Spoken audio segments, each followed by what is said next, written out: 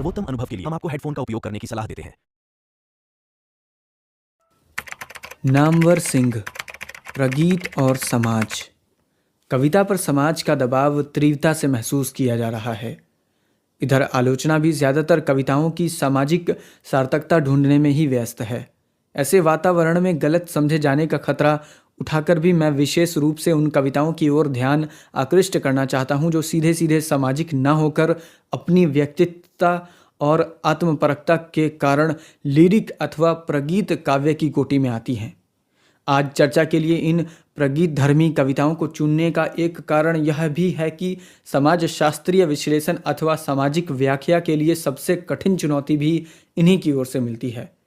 कविता में जहाँ तक सामाजिक यथार्थ और व्यापक जीवन के चित्रण का प्रश्न है, सामान्यत दृष्टि प्रबंध काव्यों और लंबी कविताओं की ओर ही की जाती है।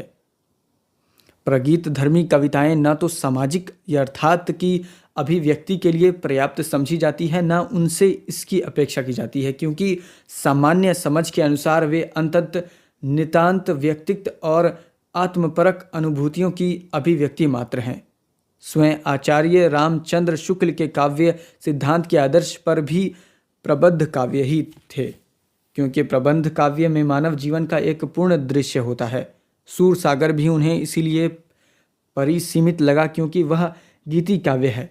आधुनिक कविता से उन्हें शिकायत भी इसलिए थी कि कला की पुरकार के कारण यूरोप में प्रगीत मुक्तो लिरिक्स का ही चलन अधिक देखकर यहाँ भी उसी का ज़माना यह बताकर कहा जाने लगा कि अब ऐसी लंबी कविताएं पढ़ने को किसी को फुर्सत कहाँ, जिनमें कुछ इतृत्व भी मिला रहता हो। अब तो विशुद्ध काव्य की सामग्री जुटाकर सामने रख देनी चाहिए, जो छोटे छोटे प्रगीत मुक्तों में ही संभव है।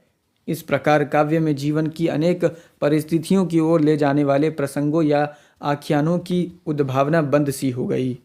इसीलिए ज्यों ही प्रसाद की शेर सिंह का शस्त्र समर्पण, पेशोला की प्रतिध्वनि, प्रलय की छाया तथा कामायनी और निराला की राम की शक्ति पूजा तथा तुलसीदास जैसे आख्यानाक काव्य सामने आए तो आचार्य शुक्ल ने संतोष व्यक्त किया।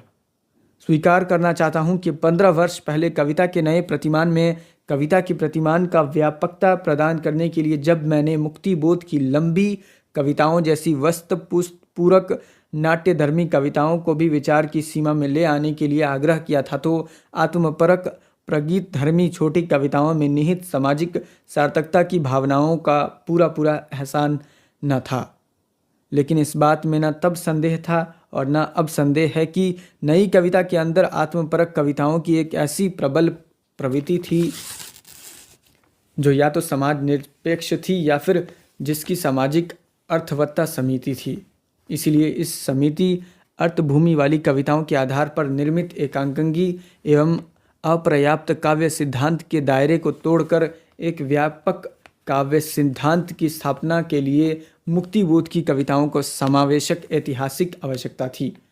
किंतु इनके बाद भी ऐसी अनेक आत्मपरक प्रगीत धर्मी छोटी कविताएं बच रही हैं जो अपनी सामाजिक अर्थवत्ता के कारण उस काव्य सिद्धांत को व्यापक बनाने में समर्थ हैं। इस दिशा में पूर्ण विचार के लिए सच पूछिए तो मुझे सबसे पहले प्रेरणा स्वयं मुक्तिबोध के काव्य से ही मिली।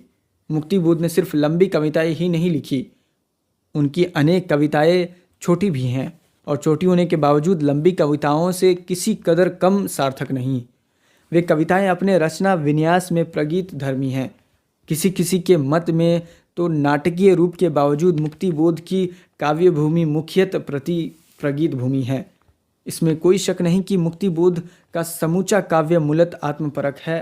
तीव्रतम रूप में रचना विन्यास में कहीं वह पूर्णत नाट्यधर्मी है, कहीं नाटकीय एकालाप है, कहीं नाटकीय प्रगीत है और कहीं शुद्ध प्रगीत भी, जैसे सहर्ष स्वीकारा है अथवा मैं तुम लोगों से दूर रहूं, जैसा कि कवि ने एक जगह स्वयं लिखा है। निस्संदेह उसमें तथा केवल आभास है, नाटकीयता केवल मरीचिका है। वह विशुद्ध आत्मगत काव्य है। जहाँ नाटकीयता है वहाँ भी कविता के भीतर की सारी नाटकीयता वस्तुत भावों की है। जहाँ नाटकीय है वहाँ भी कविता के भीतर की सारी नाटकीयता वस्तुत भावों की गतिमता है, क्योंकि वहाँ जीवन यथार्थ केवल भाव बनकर प्रस्तुत होता है, यहाँ बिंब बनकर या विचार बनकर। इस प्रकार यह आत्मपरकता अथवा भाव्यमयता मुक्तिबोध की सीमा नहीं बल्कि शक्ति है जो उनकी प्रत्येक कविता को गति और ऊर्जा प्रदान करती है। इस गति और ऊर्जा का मूल स्रोत है इस काव्य की प्रगीत नायक का व्यक्तित्व। यह नई कविता के उन प्रगीत नायकों से एकदम भिन्न है जिनके अंत कारण का आयतन संक्षिप्त है। कहने की आवश्यकता नहीं कि ये आत्मपरक प्रगीत भी नाट्य धर्मी लंबी कविताओं के सदृश ही यथार्थ को प्रतिनिधित्व करते हैं। अंतर सिर्फ इतना है कि यहाँ वस्तुगत यथार्थ को अंतर्गत उस मात्रा में घुला लेता है जितनी उस यथार्थ की इंद्रिय उद्बुद्धता के लिए आवश्यक है।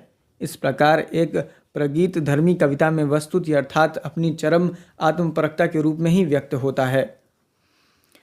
मुक्तिबोध की आत्मपरक छोटी कविताओं में निहित सामाजिक सार्थकता का बोध स्वभावत हमारा ध्यान उन्हीं के समान धर्मी एक अन्य कवि त्रिलोचन की ओर ले जाता है जिन्होंने कुछ चरित्र केंद्रित लंबी वर्णात्मक कविताओं के बावजूद ज़्यादातर सोनेट और गीत ही लिखे हैं। कहने के लिए ये तो प्रगीत हैं, लेकिन जीवन जगत और प्रकृति के जितने रंग बिरंगे चित्र त्रिलोचन के काव्य संसार में मिलते हैं वे अन्यत्र दुर्लभ हैं।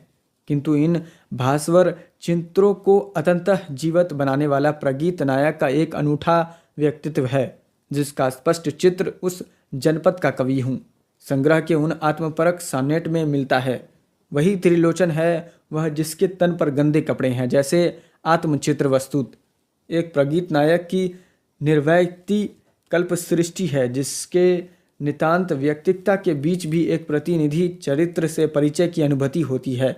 यदि ऐसे आत्मपरक प्रगीत सामाजिक यथार्थ की दृष्टि से अप्रासंगिक माने जाएंगे तो फिर हिंदी कविता की स्थिति विभिन्न ही कहलाएगी। प्रसंगवश यही नागार्जुन का भी स्मरण किया जा सकता है जिनकी बहिर्मुखी आक्रामक काव्य प्रतिभा के बीच आत्मपरक प्रगीतात्मक अभिव्यक्ति के क्षण कम ही आते हैं, लेकिन जब आते हैं तो उनकी विकट तीव्रता प्रगीतियों के परिचित संसार को एक झटके से छिन्न भिन्न कर देती है। फिर चाहे वह तन गई रीढ़ जैसी प्रेम तथा ममता की नितांत निजी अनुभूति हो, चाहे जेल के सींचनों से सिर टिकाए जाने वाले अनुचिंतन और अनुताप। नागार्जुन के काव्य संसार के प्रगीत नायक का निष्कवच फफ्फड़ व्यक्तित्व उनके प्रगीतों को विशिष्ट रंग तो देता ही है, निश्चित सामाजिक अर्थ भी ध्वनि देता है। प्रगीत काव्य के प्रसंग में मुक्तिबोध त्रिलोचन और नागार्जुन के उल्लेख से यदि कुछ लोगों के भौएं उठें या तने तो इसका कारण सिर्फ यह होगा कि यह एक नया प्रगीत धर्मी कवि व्यक्तित्व है। चिर परिचित प्रतिमा से नितांत भिन्न, अपनी व्यक्तिकता में विशिष्ट और सामाजिकता में सामान्य व्यक्तित्वाती न होते हुए भी व्यक्ति विशिष्ट, अपने समाज से लड़ते हुए भी सामाजिक दुनियादार न होते हुए भी इस दुनिया का ये नए प्रगीत इसी नए व्यक्तित्व से संभव हो सके हैं। इस नए प्रगीत धर्मी कवि व्यक्तित्व के समकालीन विकास की दशाओं पर दृष्टिपात करने से पूर्व एक बार हिंदी कविता के इतिहास में प्रगीत धर्मी कविताओं की सामाजिक भूमिका का सिंहावलोकन कर लेना अप्रासंगिक न होगा। कितनी बड़ी विडंबना है कि जिस साहित्य में काव्य तोषक के मानदंड प्रबंध काव्यों के आधार पर बने हों और जहां प्रबंध काव्य को ही व्यापक जीवन के प्रतिबिंब के रूप में स्वीकार किया गया हो, उसकी कविता का इतिहास मुख्यतः प्रगीत मुक्तों का है। यह नहीं बल्कि गीतों ने ही जनमानस को बदलने में क्रांतिकारी भूमिका अदा की है। रामचरितमानस के महिमा से किसी को इनकार नहीं, लेकिन विनय पत्रिका के पद एक व्यक्ति का अरणय रोदन मात्र नहीं है। यह तो मानस के मर्मी में भी मानते हैं कि तुलसी के विनय के पदों में पूरे युग की वेदना व्यक्त हुई है और उनकी चरम व्यक्तिकता ही परम सामाजिकता है। तुलसी के अलावा कबीर, सूर, मीरा, नानक, रैदास आदि अधिकांश संतों ने प्राय दोहे और गेय पद ही लिखे हैं। यदि विद्यापति को हिंदी का पहला कवि माना जाए तो हिंदी कविता का उदय ही गीत से हुआ, जिसका विकास आगे चलकर संतों और भक्तों की वाणी में हुआ। गीतों के साथ हिंदी कविता का उदय कोई सामान्य घटना नहीं बल्कि एक नई प्रगीतात्मक लिरिक्ज्म के विस्फोटक का ऐतिहासिक क्षण है, जिसके धमाके के मध्ययुगीन भारतीय समाज के रूढ़ी जर्जर दीवारें हिल उठीं, साथ ही जिसकी माधुरी सामान्य जन के लिए संजीवनी सिद्ध हुई। कहने की आवश्यकता नहीं कि लोक भाषा की परिष्कृत प्रागीतमकता का यह उन्मेष भारतीय साहित्य की अभूतपूर्व घटना है, जिसकी अभिव्यक्ति हिंदी के साथ ही भारत की सभी आधुनिक भाषाओं में लगभग साथ साथ हुई। प्रगीतात्मकता का दूसरा उन्मेष 20वीं सदी में रोमांटिक उत्थान के साथ हुआ, जिसका संबंध भारत के राष्ट्रीय मुक्ति संघर्ष से है। भक्ति काव्य से भिन्न इस रोमांटिक प्रगीतात्मकता के मूल में एक नया व्यक्तिवाद है, जहां समाज के बहिष्कार के द्वारा ही व्यक्ति अपनी सामाजिकता प्रमाणित करता है। इन रोमांटिक प्रगीतों में व्यक्ति काव्य जैसी तन्मयता भले ना हो, किंतु आत्मीयता और इंद्रियता कहीं अधिक है। उल्लेखनीय है कि इस दौरान सीधे सीधे राष्ट्रीयता संबंधी विचारों तथा भावों को काव्य रूप देने वाले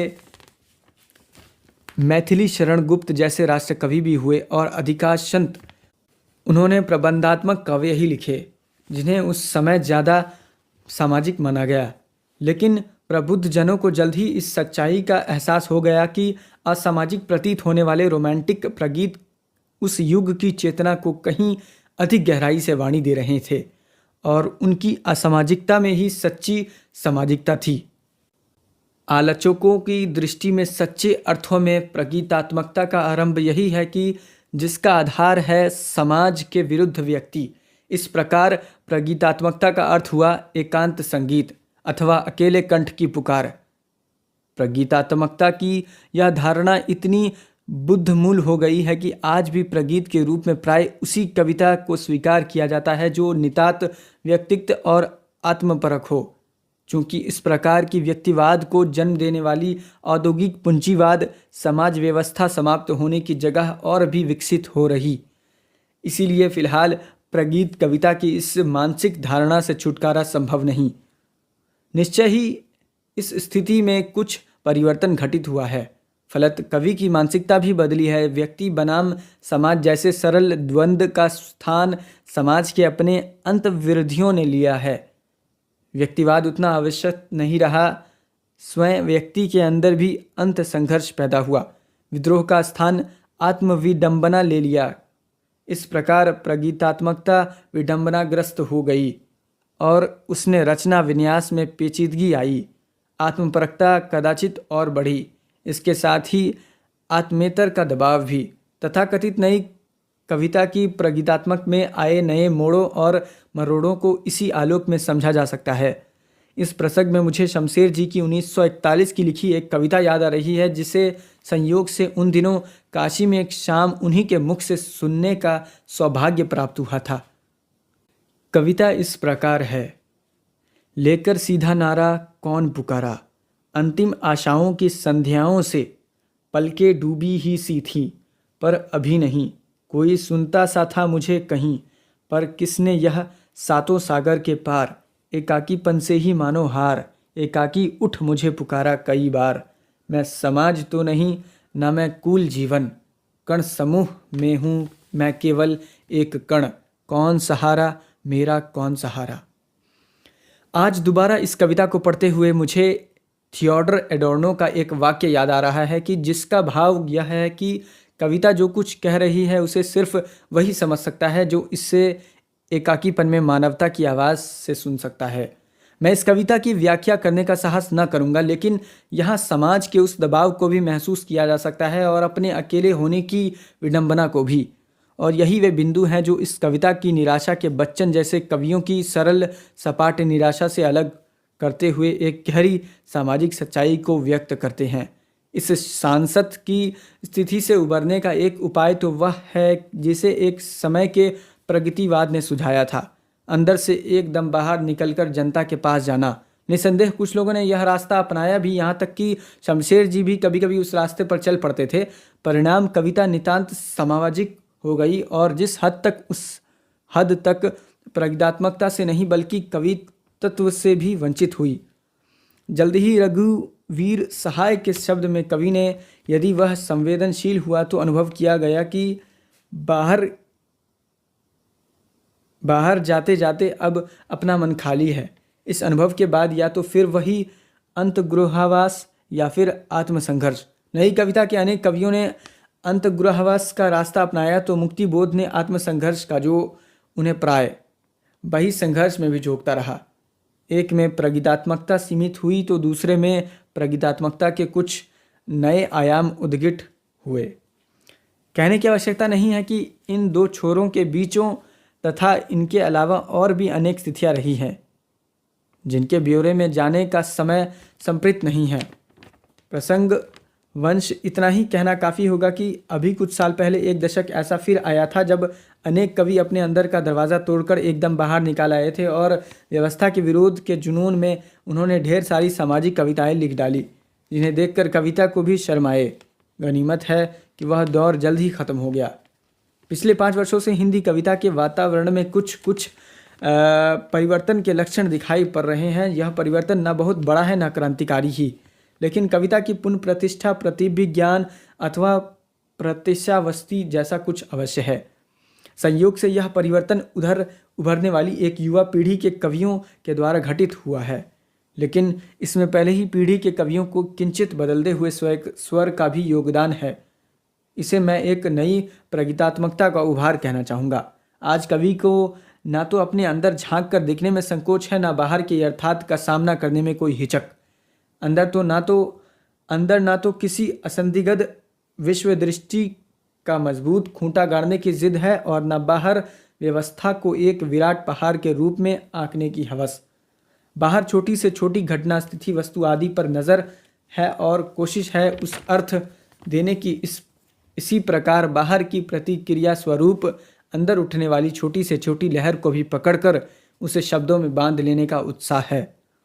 अब यह स्पष्ट दिखाई दे रहा है कि ना रोमांटिक ढंग का व्यक्तिवाद विद्रोह संभव है और ना अपने अंदर सिमटकर मानसिक जुगाली करने में ही निष्कृत है।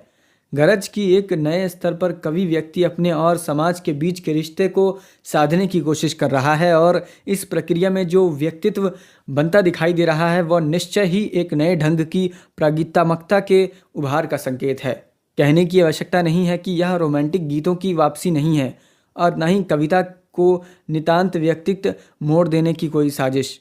इसका अर्थ उन आत्मपरक कविताओं की ओर आलोचक की वापसी भी नहीं है जिससे पहले मुक्ति बोध ने एक साहित्यिक की डायरी में और फिर भी मैंने कविता के नए प्रतिमाण में जड़ी भूत सौंदर्य यानी भूति के रूप में तिरस्कृत किया था। ज़रूरी नहीं कि यह प्रगीतात्मक छंदों की ओर लौट कर ही अपनी विशिष्टता प्रमाणित करे। इधर की कविताओं से धीरे धीरे यह बात पुष्ट होती जा रही है कि मिथ कथन में अति कथन से अधिक शक्ति होती है और ठंडे स्वर की तासीर भी कभी कभी काफ़ी गर्म होती है। यदि सिर्फ 2 ठोस उदाहरणों से अपनी बात स्पष्ट करनी हो तो इस नई प्रगीतात्मकता का एक पहलू केदारनाथ सिंह की इस कविता से व्यक्त होता है। कविता इस प्रकार है। उसका हाथ अपने हाथ में लेते हुए मैंने सोचा दुनिया को हाथ की तरह गर्म और सुंदर होना चाहिए। और दूसरा पहलू शरद विल्लौर की तय तो यही था। कविता की इन अंतिम पंक्तियों से हार कर मैं समूचा तराजू पर ही चढ़ गया। आसमान से फूल नहीं बरसे, कबूतर ने कोई दूसरा रूप नहीं लिया और मैंने देखा बाज की दाढ़ में आदमी का खून लग चुका है।